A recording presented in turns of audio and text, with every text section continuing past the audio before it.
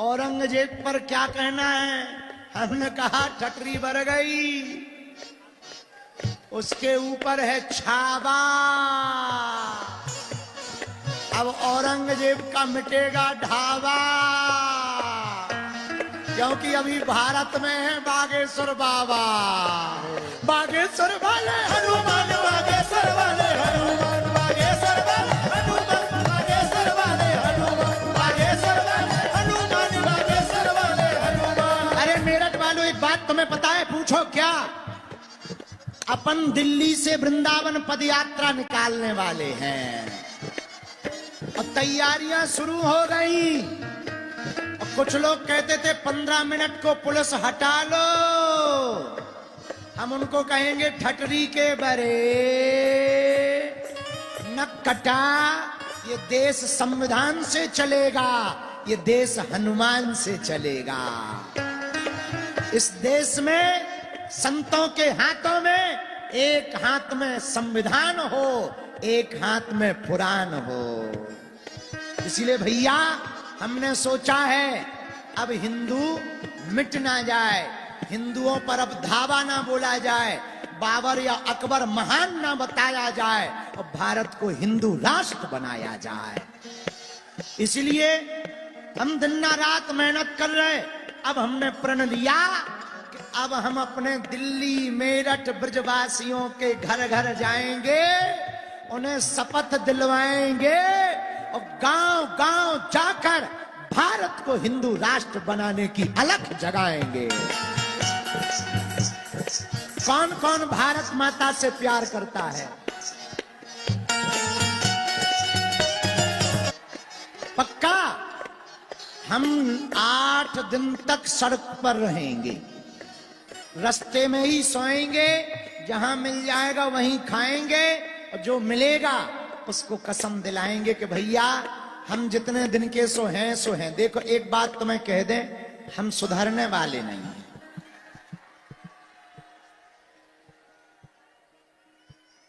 जितने दिन हम हैं भैया, हमको अपनी पीड़ा नहीं है। हमको ना नेता बनना है, ना किसी पार्टी को वोट दिलवाना है। हम भारत के हैं और भारत हमारा है। और हम चाहते हैं तुम्हारी बहन बेटियों के ऊपर अब अत्याचार ना। हम चाहते हैं रामायण को फिर से ना जलाया जाए। हम चाहते हैं अब संतों को पीटा ना जाए। हम चाहते हैं जब मजहब के नाम पर 1947 में देश आजाद हो गया, एक नया टुकड़ा कट गया भारत का, तो अब भारत को हिंदू राष्ट्र बनाया जाए। अभी से हिंदुओं की पूरी बस्ती को जला दिया। हम मुसलमानों के विरोधी नहीं हैं भैया ना। इस देश को आजाद कराने में मुसलमानों ने भी सहयोग दिया, पर कायदे में रहेंगे तो फायदे में रहेंगे। हम किसी के विरोधी नहीं हैं ना, हमें बुरा ना मानना। तुम कितने ही अमीर बन जाओ, बड़े पदों पे बैठ जाओ, आज हमारी बात सुनने में तुम्हें शर्म आएगी अगर तुम पद पे बैठे होगे। क्यों? क्योंकि आज तुम्हें अच्छा लग रहा, कल लेकिन जब तुम्हारे मकान जलाए जाएंगे, तुम्हारी बहन बेटियों की इज्जत लूटी जाएगी और बांग्लादेशी हिंदुओं जैसा हाल किया जाएगा, तब तुम्हें हमारी याद आएगी। फिर न तुम्हारा पद बचेगा, न कद बचेगा, न घर बचेगा। बांग्लादेशी हिंदू से पूछ लो, कुछ नहीं बचा। कश्मीरी पंडितों से पूछ लो, कुछ नहीं बचा। इसलिए मेरठ वालों, देर मत करो। हम तो प्रण दूसरा ले चुके, अब दूसरी पदयात्रा करेंगे। कैंसर हॉस्पिटल का काम तो चल ही रहा, शुरू होगा, बन जाएगा, लेकिन हम उसके पहले पदयात्रा भी करेंगे भैया, ताकि हम अपने काम से विचलित ना होवें और आप लोग आशीर्वाद दो कि हम निरोगी रहें और ऐसे ही हमारी बुद्धि रहे, ताकि हम भारत को हिंदू राष्ट्र बनते हुए देख लें। वो भी यहाँ आकर के डुबकी लगाती। ये हमारा सनातन धर्म है। और हाँ, जो कुछ उल्लू आज तक बिछड़े और पिछड़े नाम पर राजनीति करते थे, इस महाकुंभ ने उनके मुंह पर तमाचा मारा। जहां संगम है वहां ना कोई जात पूछ रहा, ना कोई ऊंच नीच पूछ रहा, ना कोई अंगड़ा पिछड़ा पूछ रहा। जो आ रहा, क्या बड़ा क्या छोटा, क्या सन्यासी क्या गृहस्थी, क्या योगी क्या भोगी, क्या जपी क्या तपी, क्या दानी क्या अज्ञानी और क्या ज्ञानी, सब एक साथ डुबकी लगा दे। ये हमारा सनातन धर्म है। My dear dot dot dot उल्लू नाम, हमने किसी का नाम नहीं लिया, हम पे FIR नहीं बनती, हमने नाम ही नहीं लिया। बाकी तो समझ गए तो बात अलग है। अगर तुम्हें दिक्कत होगा साहब हमारा वीडियो मत देखो। जय श्री राम। ये तो हाँ, हम हिंदू मुसलमान भी नहीं करते, हम तो हिंदू हिंदू करते हैं। हाँ, क्या बोल रहे थे? Dot dot dot dot 2 minute का टाइम निकाल के महाकुंभ में आप जरूर आए। घर वापसी ना कर ले तो पहले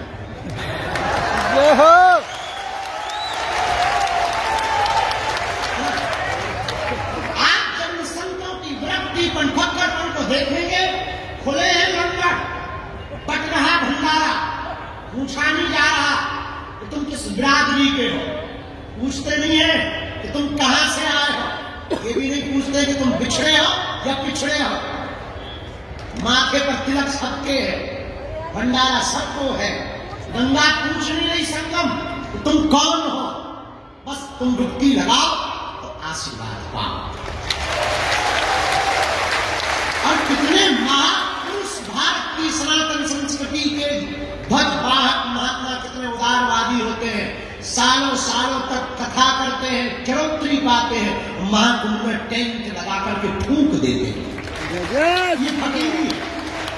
ये फकीरी मिजाज महात्मा करवा रहे हैं। कोई चाय का भंडार, एक यहाँ बाबा है रसमलाई वाले बाबा, ये रसमलाई जय रसमलाई फ्री में, नो प्रॉब्लम, लगो कुछ तो इतना खा गए कि लगे पेट रहे, अगर पर पेट ही खराब। हाँ, कहीं रसमलाई बट रही है, कहीं भभूति बट रही है, हमने कल भभूति बांटी, हमका और तो कुछ है नहीं है, हमारे पास कुछ था ही नहीं, हमने कल भभूति की लाइन हमने ले भभूति क्या पसंद। हम आपको कहना चाह रहे हैं, हमारा संगम, यहाँ हम संगम में बैठे हैं, यहाँ संगम किसका है? भक्त का, भगवंत का और संत का संगम। संगम में बैठे हैं भैया, यहाँ गुरु सदगुरु और जगत गुरु का संगम। गुरु कौन? जो अज्ञान को मिटाए, और सदगुरु कौन? गुरु वो जो अज्ञान को मिटाकर ज्ञान दे, और सदगुरु वो जो आत्मज्ञान दे, और जगत गुरु कौन? जो ब्रह्म ज्ञान दे। यहां तीनों का संगम, तीनों बैठे हैं, जगत गुरु भी बैठे हैं, सदगुरु भी बैठे हैं और गुरु भी बैठे हैं। कितना अनूठा।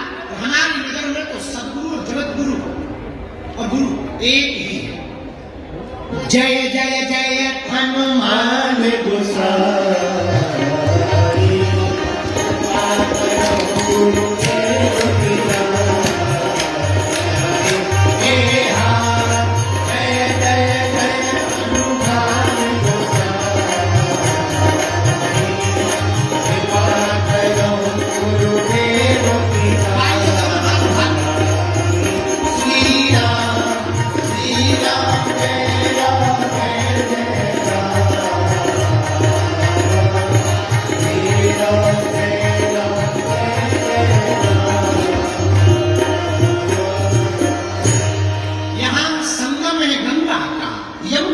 सरस्वती का, यहाँ संगम है भक्त का, भगवंत का, संत का, यहाँ संगम है गुरु का, सदगुरु का और जगत गुरु का। भैया, लेकिन यहाँ जहाँ हम परमार्थ विवेकन की छत्र छाया में बैठे हैं, यहाँ संगम है कथा का, कथा वक्ता का और श्रोता का। यहाँ भी त्रिवेणी बह रही, यहाँ त्रिवेणी बह रही और यहाँ भी त्रिवेणी बह रही। अंतर इतना बैठना, वहां डुबकी लगानी पड़ेगी। यहां कुछ नहीं, बस बैठ जाना है, अपने आप डुबकी लगेगी। मन निर्मल अपने आप होगा, विचारों की शुद्धि अपने आप होगी। तो संगम में हम जाएं। और मेरे प्रियजनों, एक बात ध्यान, महाकुंभ है, हम संगम में आए, आप भी आए हैं, पर ऐसे मत चले जाना। बाहर की डुबकी तो लगानी है, अब अंदर की डुबकी लगाना है। आपके तन में अगर संगम में डुबकी लगाई और मन में डुबकी नहीं लगाई तो तुम्हारा संगम आना बेकार। याद रखना, तुम तब तक संगम की महिमा को नहीं जान पाओगे जब तक तुम्हारा मन डुबकी नहीं लगाए। जब तक तुम अपने विकार और अवगुणों को छोड़ने का प्रण नहीं लोगे तब तक तुम्हारा डुबकी लगाना बेकार। जब तक तुम दूसरों से द्वेष नहीं त्यागोगे तब तक तुम्हारा संगम में डुबकी लगाना बेकार। जब तक तुम होश में नहीं जियोगे तब तक तुम्हारा संगम में डुबकी लगाना बेकार। इसलिए आज की बात तुम्हें नोट रखना है। यहां एक से एक विरक्त मिले। कल रात को जहां बैठे थे ना, परम पूज्य श्री कैलासानंद जी महाराज जी के पास, वहां एक बहुत अनूठी बात उठी।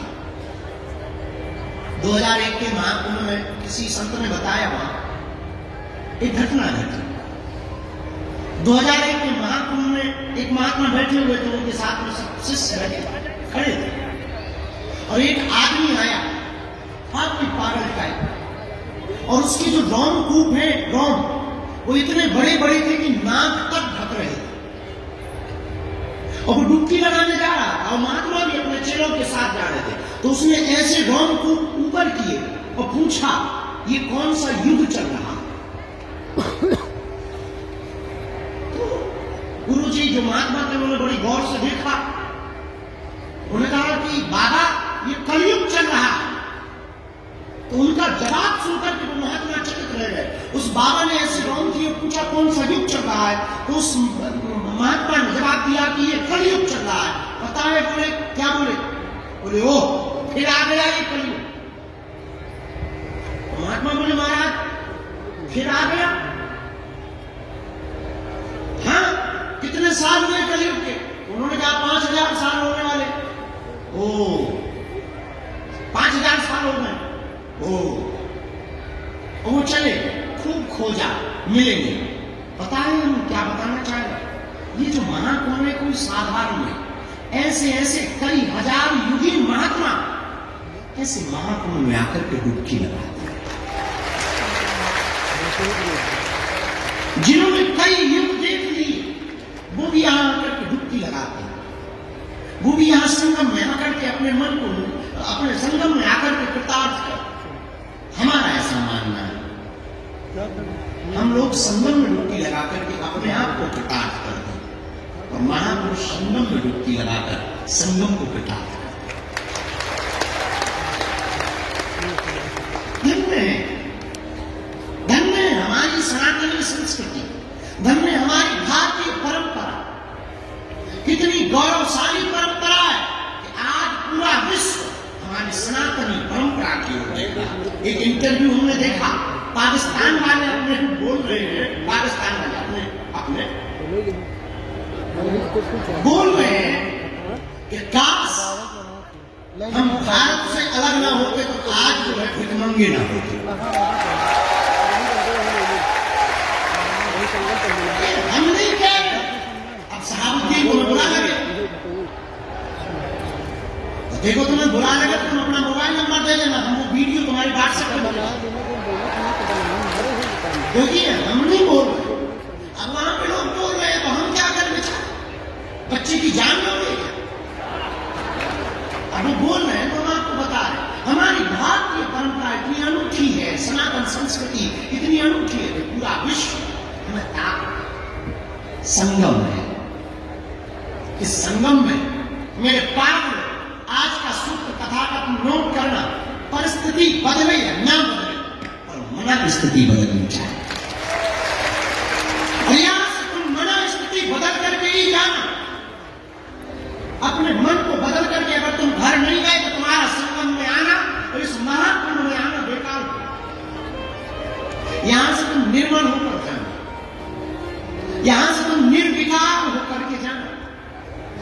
यहां से तुम अजेय होकर के जाना, यहां से तुम गुणज्ञ होकर के जाना, और कुछ होकर के जाना या ना जाना, हम आज की कथा में तुम्हें प्रार्थना करेंगे, यहां से तुम अपने गुरु का होकर जरूर जाना। बाकी का काम गुरु का है, बाकी का काम सतगुरु का है, गुरु का है। और हमसे कोई पूछे गुरु श्रेष्ठ कौन है, हनुमान जी के जैसा कौन गुरु है?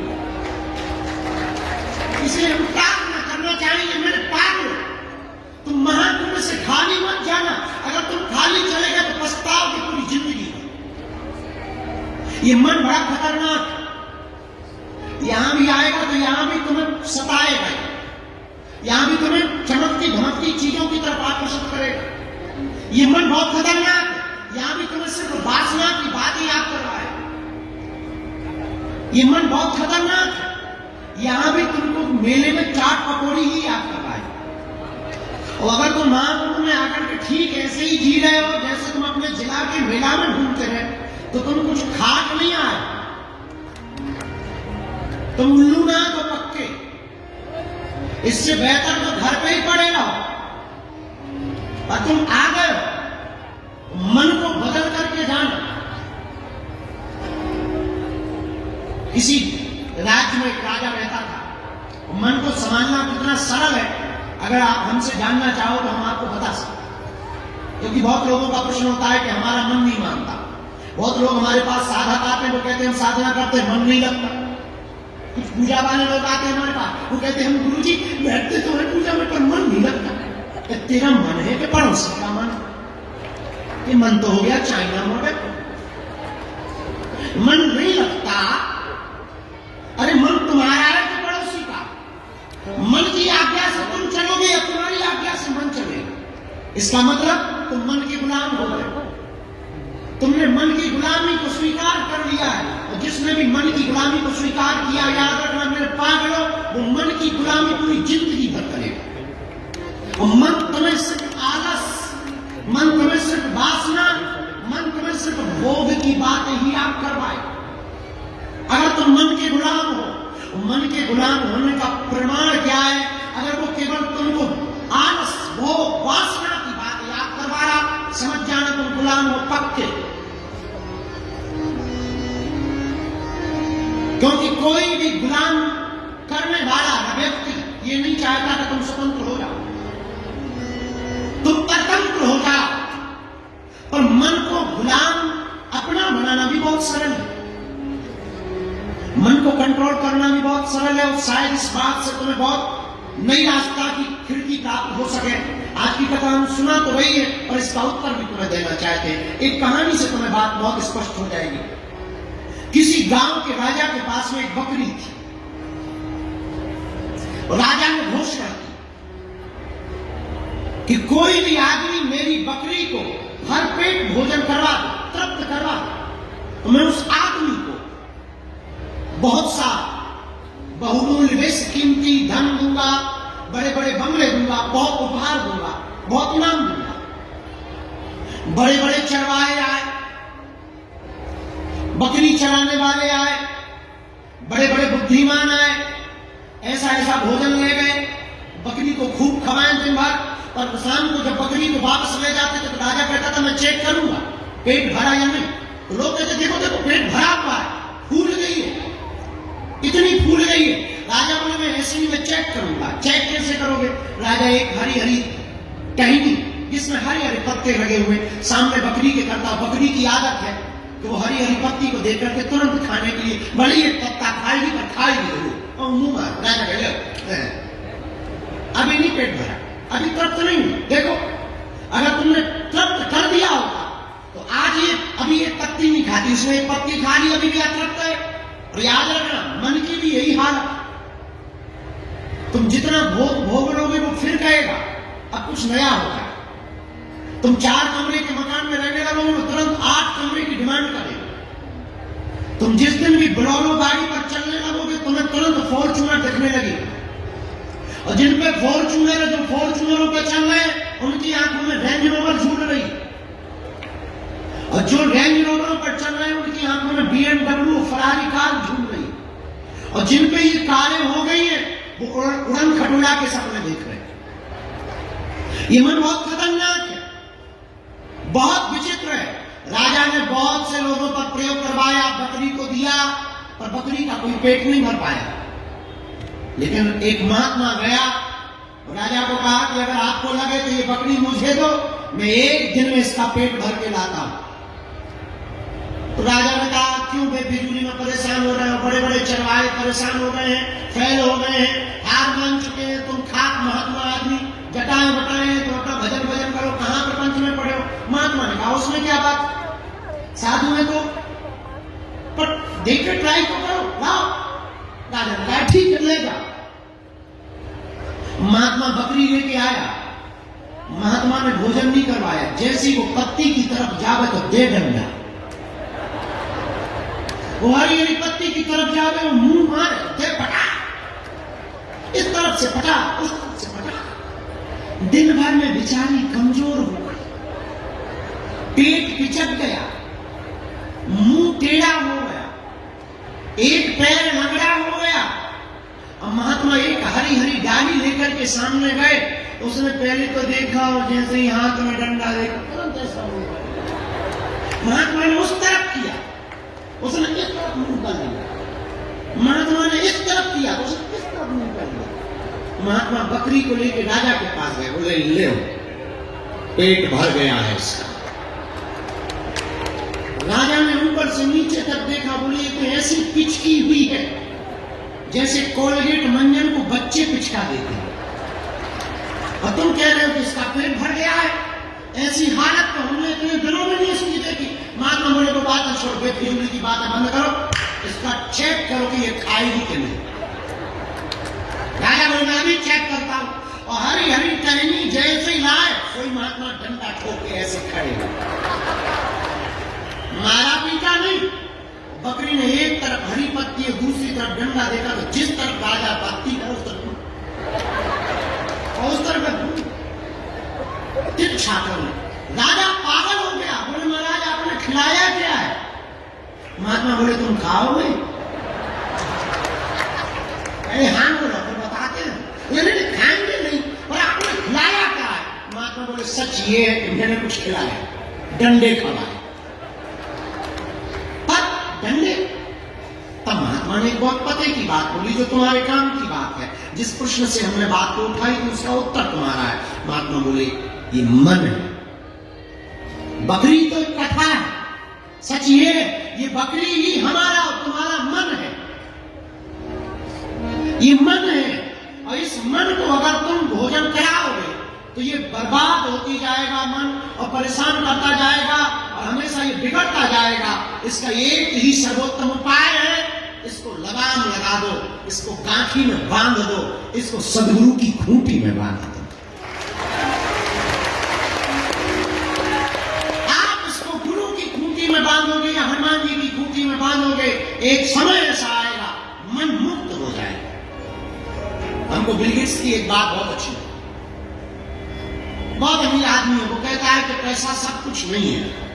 ऐसा कहने के लिए सबसे पहले बहुत पैसा होना चाहिए।